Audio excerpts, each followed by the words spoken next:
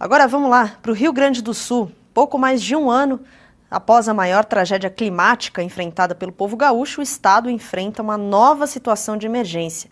Em diversos municípios do Rio Grande do Sul, a população reviveu o drama da enchente, dos resgates, corrida aos abrigos e também bloqueio de estradas. O Jornal do Oeste conversa agora com Gessé Sangali, que é vereador em Porto Alegre. Dezenas de cidades mal se recuperaram das perdas da última enchente e novamente ficaram embaixo d'água. Gessé, seja bem-vindo ao Jornal do Oeste. Obrigado pela oportunidade, também aí para o povo gaúcho poder contar um pouco do que está acontecendo aqui. Gessé, começando então, entender como é que está o quadro, como está o cenário aí, né? A gente saiu de praticamente pouco mais de um ano do início das enchentes de 2024, que dispensa apresentações.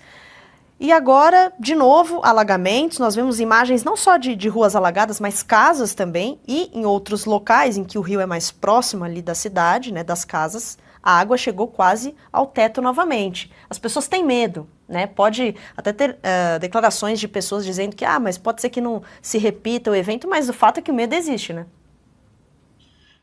Até costumam ter memes aqui da região do sul do Brasil que as pessoas falam que antes a chuva, que era um sinal de tranquilidade, agora é um sinal de apreensão, porque o barulho da chuva no telhado deixa algumas pessoas com bastante preocupação.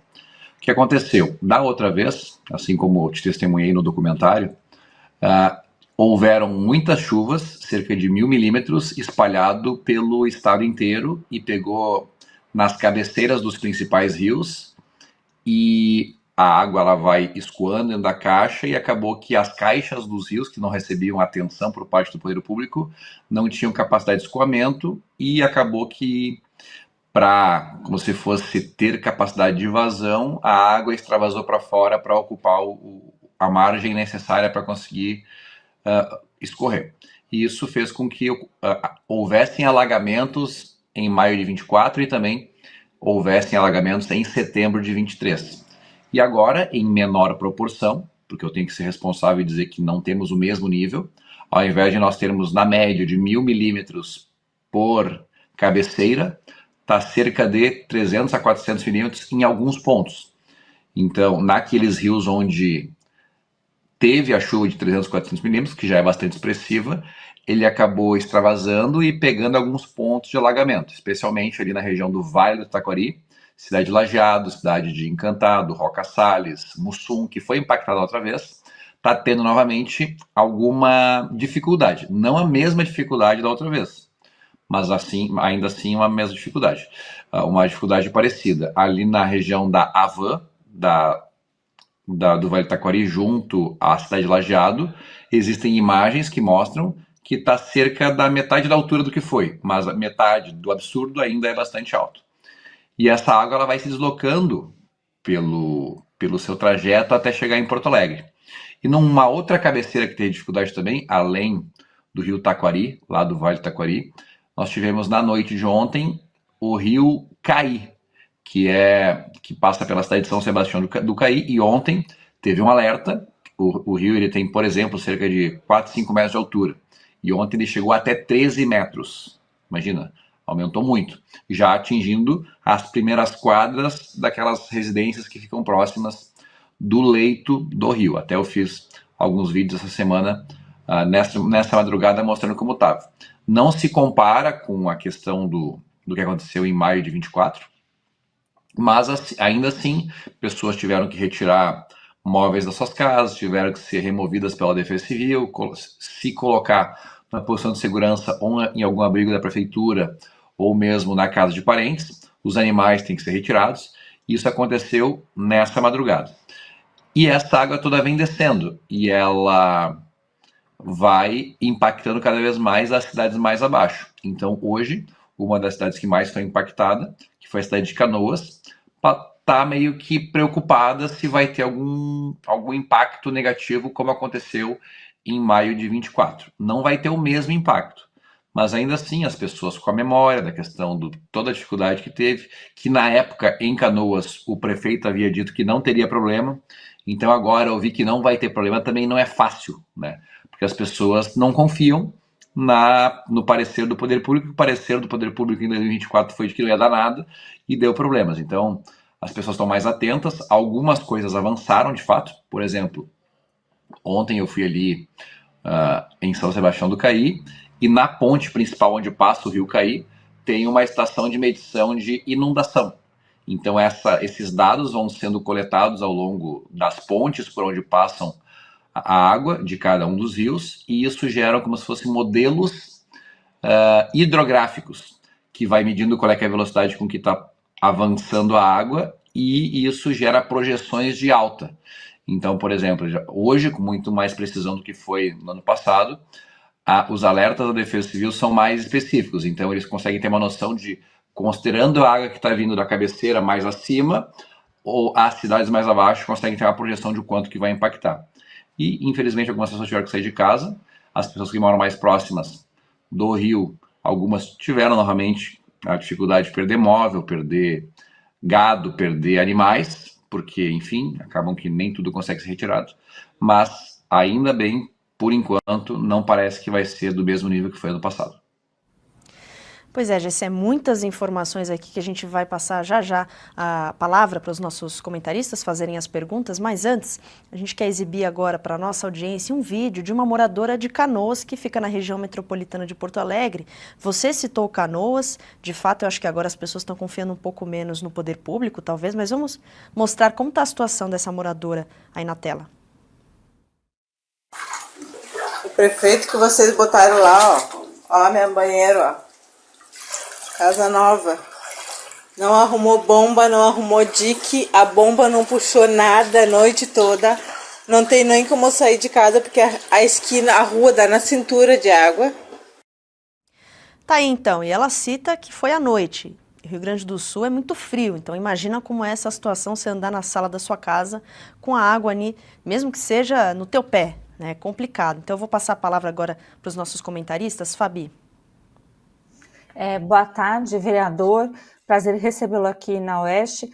Aproveito e fazer uma pergunta um pouco mais além. Né? Nós vemos aí que é um problema recorrente, e foi muito falado no ano passado, né, diante daquela tragédia, o assoreamento dos rios. Né? E a gente sabe que o poder público tem uma responsabilidade em tentar estabilizar a situação, porque, para quem não sabe, os rios estão assim, de tantos dejetos, né, depositados, erosão constante, e cada chuva que vem dessa proporção, a situação vai ficando cada vez mais grave. Então, a gente está vendo a situação da senhora aí na ponta, né, que é o cúmulo da tragédia, que a casa dela está inundada, justamente por ausência, talvez, do poder público lá, no assoreamento dos rios, não somente ali na manutenção, né, da enchente em si, mas de outros problemas. Ela mencionou bomba, ela mencionou uma série de problemas que nós vimos acontecer. Então, queria saber especificamente se nós temos já, desta vez, agora, pontes comprometidas, que a questão de infraestrutura no Rio de Janeiro, no Rio Grande do Sul é muito complicada, e também a questão se houve, já existe notícia de óbito, porque a gente sabe que também, quando vem, né, o desterramento, casas são completamente até tiradas do mapa, literalmente, e a preocupação novamente pela vida dessas pessoas. Então, a questão pública, da infraestrutura e de pessoas. Até a última informação que eu tinha, 2 pessoas haviam morrido aqui no estado do Rio Grande do Sul em função das cheias de agora de junho de 2025. Foi durante a tentativa de travessia de pontes que estavam sendo tomadas pela água, e as pontes cederam e as pessoas infelizmente vieram a óbito. Pelo menos 2 pessoas. Talvez mais, porque tem a questão de desaparecidos, então só se confirma mesmo a morte quando infelizmente a gente acaba encontrando a pessoa. A região que mais foi impactada por enquanto, aqui no Rio Grande do Sul, é a região de Santa Cruz do Sul. E essa é uma característica que acontece quando nós temos eventos climáticos extremos. Raramente acontece a mesma coisa no mesmo lugar, na mesma proporção. Então, as pessoas que, entre aspas, estão mais preparadas, que foram aquelas que já lidaram com o problema recentemente, porque sabem para onde correr, onde buscar abrigo, quais são os fatores de risco, elas estão mais atentas, então elas buscam abrigo e buscam informação e buscam um tipo de ajuda. As pessoas que não foram tão impactadas acabam sofrendo um pouco mais porque ainda não tiveram a experiência de o que fazer naquela ocasião. Então agora, diferente do que foi em 2024, que foi o Vale do Taquari o mais impactado, a região mais impactada é a região de Santa Cruz do Sul, que tem questão de mais pessoas desabrigadas, mais pessoas isoladas, e as estradas do Rio Grande do Sul naquela região, algumas foram destruídas, porque imagina, acaba que se faz uma elevação para que seja feito o asfaltamento, de modo a manter separado o trânsito do contexto da região, mas quando acontece de vir uma chuva forte, a água acaba tentando buscar caminhos e às vezes ela acaba rompendo esses diques, como se fossem artificiais, por onde é feita a estrada. Então aconteceu alguns relatos, algumas imagens mostrando rodovias estaduais na região de Santa Cruz do Sul tendo sido interrompidas e tendo problema. Tem algumas questões, tá? Que nem, por exemplo, essa moça de Canoas. Existe uma diferença entre inundação e alagamento, tá?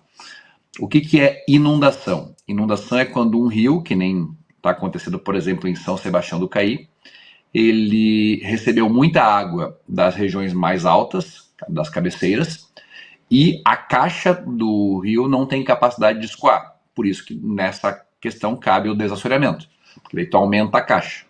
Beleza, então, se fosse feita de maneira adequada, enfim, o desassoreamento dos rios, a caixa aumentaria e a velocidade de escoamento aumentaria e diminuiria o quanto ela extravasa para as bordas. No caso de Canoas, não é desassoreamento necessariamente o problema, mas sim alagamento. Por quê? Quando chove muito na região urbana, que não está sendo alimentada por águas do rio, mas sim da própria chuva que está caindo na cidade, as bombas entram em ação para expulsar a água de dentro para fora da cidade. Então, o alagamento, que é o que essa moça sofreu, pode ser problema de escoamento, pode ser problema de bombeamento, verdade, mas é um alagamento, não é a mesma característica de inundação. Inundação é quando o rio vem e ele extravasa, como aconteceu em São Sebastião do Caí e como aconteceu em Santa Cruz do Sul. Em Canoas, não foi inundação, em Canoas foi alagamento. E eu vejo alguns prefeitos colocando a culpa no governador, e eu sou a pessoa que mais acha que esse governador faz um governo ruim.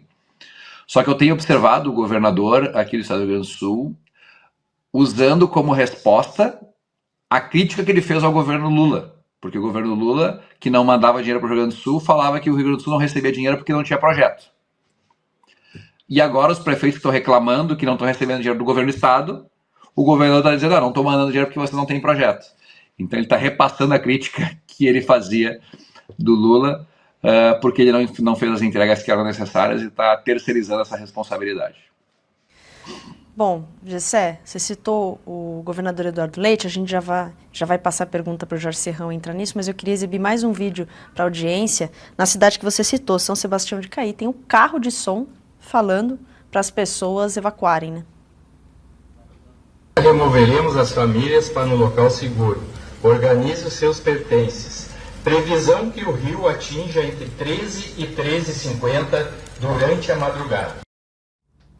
Pois é, a situação complicada. Imagina, carro de som passando aí na rua das pessoas, já bate aquele medo, aquele desespero de acontecer tudo aquilo de novo, embora você tenha dito aí, explicado a questão da diferença da inundação para o alagamento, da enchente, enfim.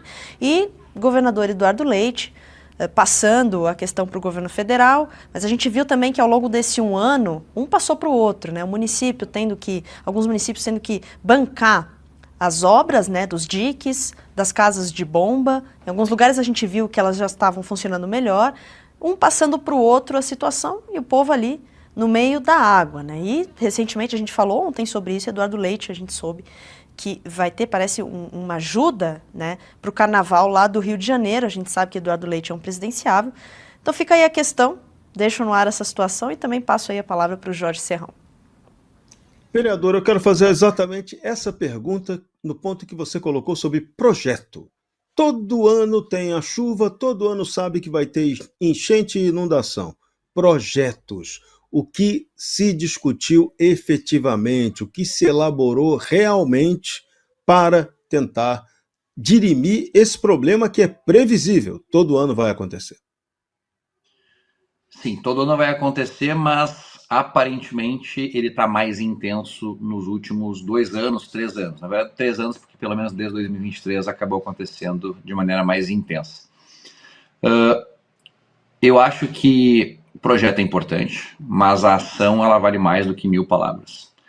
E eu vejo o governador falando em quantos milhões de carros, de metros cúbicos foram retirados dos locais para melhorar a questão do escoamento da água, só que aparentemente não foi o suficiente.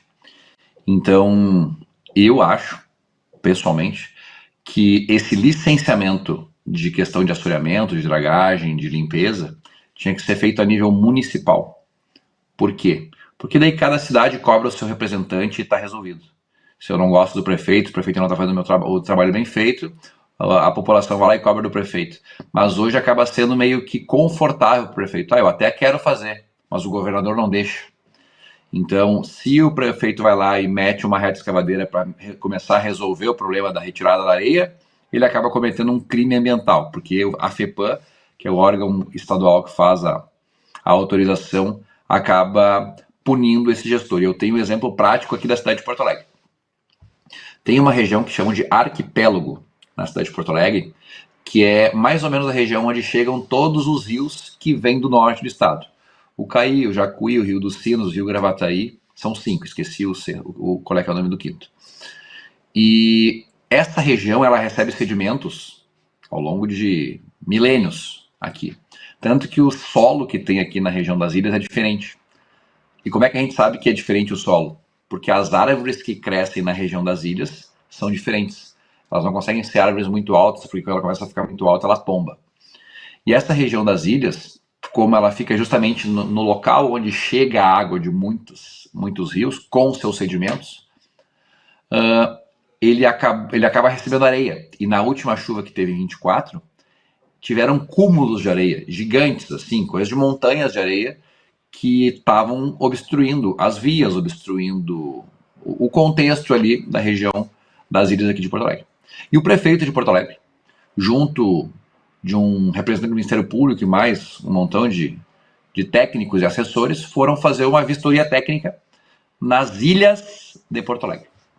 E daí os moradores das ilhas de Porto Alegre, do arquipélago, primeiro que pediram: nós não queremos sair daqui, por favor, prefeito, não nos tire daqui.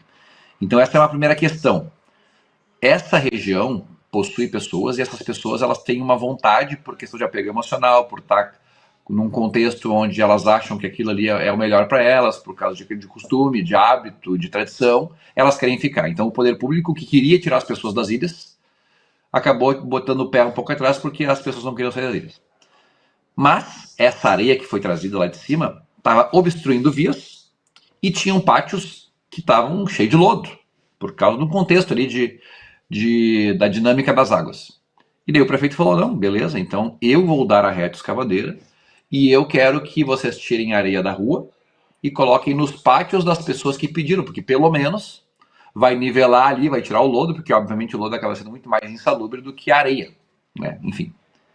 Vocês acreditam que teve ações judiciais de agentes políticos de esquerda questionando por que o prefeito tinha colocado areia, tirado num canto e colocado no outro, e entraram com uma ação lá na companhia, sei lá, no Ministério da Mineração, não sei lá como é que é o nome, Ministério de alguma coisa aí que faz questão de licenciamento ambiental para mineração, processando o prefeito de que ele tinha cometido um crime ambiental.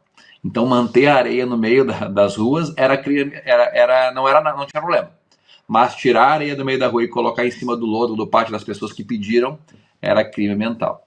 E nós temos esse problema.